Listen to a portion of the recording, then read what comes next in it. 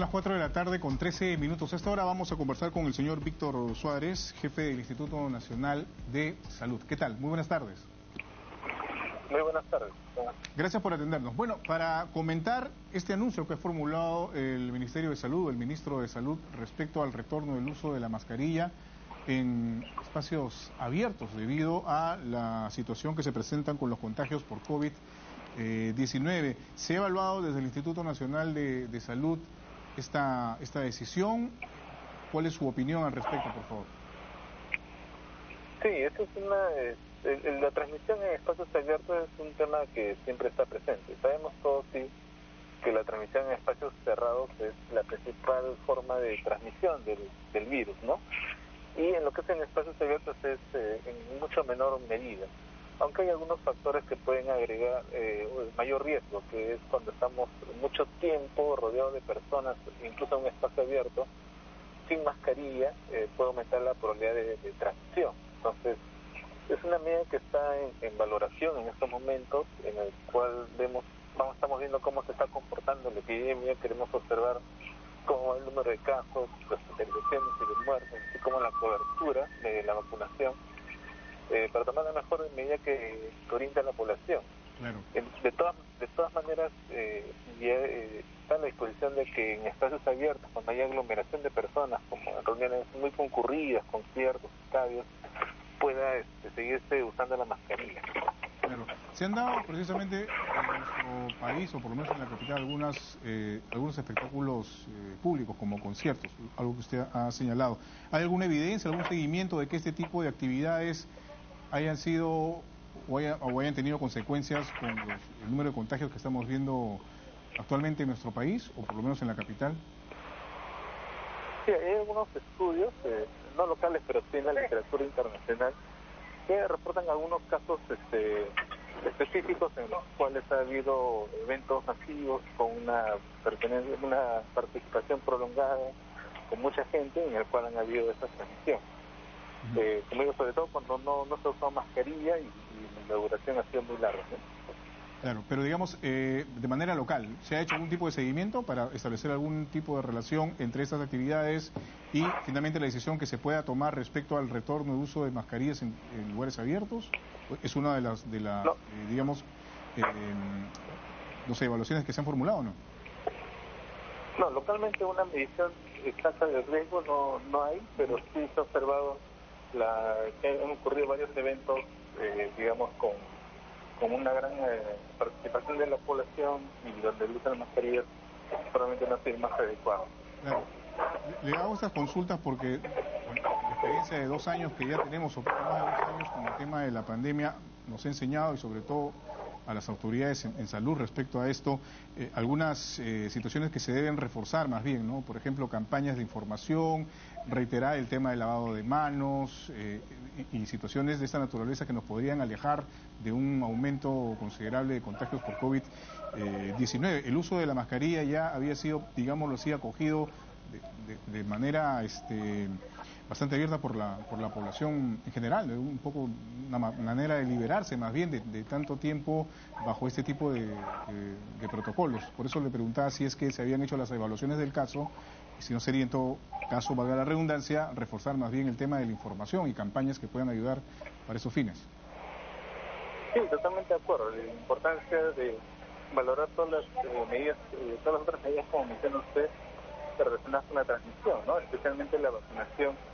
Si estamos mejorar la tercera y cuarta dosis, en la cual es importante que la población tome conciencia, ¿no? Así como también el uso consistente en ambientes cerrados de la mascarilla. Sin duda, sí. En estos momentos, sí. Por eso hay que estar siempre pendientes de la información que va surgiendo. Claro, es importante manejar la información correctamente, cruzarla y tener las opiniones finalmente correspondientes para que se puedan tomar decisiones adecuadas. ¿Cómo va el tema de los contagios precisamente? Por ejemplo, en nuestra capital, nos hablan de 39 distritos, tengo entendido que presentan mayores casos. ¿Qué nos puede decir al respecto, por favor? Con respecto a, perdón, ¿me vieron el mono? No, a los casos de contagios por COVID-19. Sí, los casos han seguido incrementándose. Inicialmente, las semanas previas, el incremento era sostenido en Lima, sobre todo, y luego se ha ido incrementando en otras regiones, sobre todo en el sur del país y luego en la costa norte. Actualmente también en la región centro del país también se observa lo mismo. Y ahora, ¿cuáles son los distritos en Lima, por lo menos, o el Callao, que más número de contagios registran?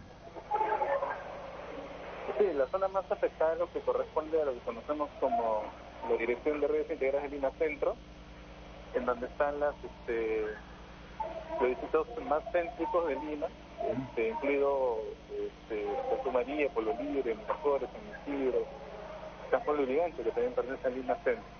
Y luego está Lima Sur, es la otra área, la otra dirección regional o dirección de redes, que también tiene un mayor incremento de casos. Pero en general toda Lima metropolitana ha sido afectada. Muy bien. Ahora, respecto a la viruela del mono que usted lo había mencionado, ya se han anunciado por lo menos 15 casos de esta enfermedad. ¿Qué es lo que se sabe al respecto desde el Instituto Nacional de Salud? Sí, desde que apareció esta epidemia en el mundo hemos estado vigilando la ocurrencia de cualquier caso sospechoso. Es así que ya hace poco más de una semana se identificó el primer caso en el país y en este momento ya tenemos 15 casos confirmados mediante laboratorios, ¿no? Mediante la vigilancia epidemiológica. Entonces estos casos lo que nos está diciendo es que hay varios focos de transmisión en lo que es Lima metropolitana, ¿no? En diferentes puntos del país, de Lima.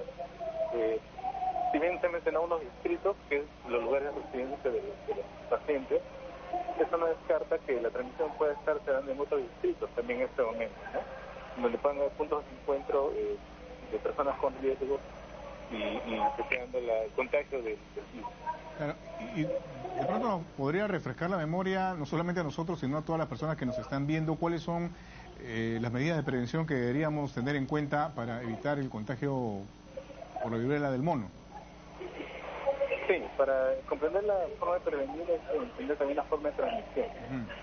La transmisión se da básicamente por el contacto piel a piel de una persona que tiene la enfermedad, porque el contenido de las vesículas es infectante. Entonces, cualquier contacto con la piel de un paciente enfermo significa un alto riesgo de transmisión. En el mundo, y probablemente aquí también en el país, la principal vía de transmisión está siendo la del contacto sexual. Por eso es que en muchas oportunidades las lesiones aparecen en las regiones genitales o perianales o en otras partes localizadas del cuerpo. Pero también hay contacto por una transmisión también por un contacto cercano cara a cara, porque por la vía aérea, por la vía respiratoria podría haber también alguna transmisión que se ha reportado también en la literatura. Por eso el lavado de manos, el uso de mascarillas y sobre todo la identificación temprana de personas con estos síntomas es importante para cortar la cadena de transmisión. Claro, ¿y qué es lo que debería tomar en cuenta una persona que sospecha que tiene la viruela del mono? ¿Cuáles son esos síntomas que ya pueden desencadenar la decisión de acudir a un centro hospitalario? Porque de repente uno puede confundir algo con una pequeña alergia, en fin. O sea, ¿qué nos da no sé si la certeza, pero por lo menos una pista mayor para poder acudir a un hospital, a un centro médico? Sí, esta enfermedad se caracteriza, uno, por tener fiebre, ¿no? La mayoría de los pacientes tienen fiebre. Un grupo importante también desarrolla lo que se conoce como enopatías, inflamación de los ganglios, ganglios que se presentan en el cuello o maxilares o en las ingles. Y el otro signo, que es el más importante, que es el rash, que vienen a ser lesiones en la piel, que tienen diferentes formas, pero que la característica principal es la de la vesícula, que son esas ampollitas con contenido de agua que conocemos, ¿no? Muy parecido a lo que es varicela. Entonces, cuando tenemos en una persona este tipo de cuadros clínicos, lo que debe hacer es acudir al establecimiento de salud más cercano para poder hacer el diagnóstico y, o si no, llamar al 113, que es Infosalud, del Ministerio de Salud, para que los puedan contactar y ayudar. Ahora, ¿cuál es el tiempo de incubación de esta enfermedad? Para tener una idea, ¿no? Porque de repente uno se contagia y también empieza a contagiar a su entorno cercano, en fin. ¿Cuál es el tiempo de incubación? Entre 7 a 14 días, más o menos. Y la transmisión también puede llegar a ser hasta 14 días, ¿no? Que es el tiempo que dura la gestión. Muy bien. Bueno, muchísimas gracias por haber estado con nosotros. Una sola consulta final. ¿Va a ser necesario, se está evaluando esto, la aplicación de alguna vacuna contra este virus? Por ejemplo, la vacuna de la varicela. La varicela es una enfermedad, tenemos entendido que ya había sido declarada, por lo menos desterrada en el ámbito mundial, pero ¿se está evaluando esto o qué se va a esperar aún para tener una decisión con más claridad respecto a la utilización de una eventual vacuna? Sí, hay que diferenciar varicela de viruela, ¿no? Varicela... Viruelas, sí, exactamente. Sí, claro, varicela es una enfermedad, ¿no? Todavía endémica en el mundo en general y para el cual tenemos vacuna, ¿no? El MINSA proporciona esta vacuna a los niños pequeños. Y lo que es viruela es la vacuna contra viruela es la que se estuvo aplicando hasta fines de los años 70 en el país, hasta que se erradicó esta enfermedad del mundo. Hay una vacuna específica para la viruela del mono, cuya producción es escasa globalmente, y se está trabajando con unos organismos internacionales para que esta pueda estar disponible. Pero es importante señalar que no está recomendada la vacunación masiva, es decir, a toda la población, sino a los contactos cercanos para cortar la transmisión y eventualmente al personal de salud que va a trabajar directamente con estos pacientes. Ya, pero digamos, actualmente se están haciendo gestiones para por lo menos comprar algunos lotes de esta vacuna contra la viruela o no. Sí, se están haciendo contactos a través de la Organización Panamericana de la Salud.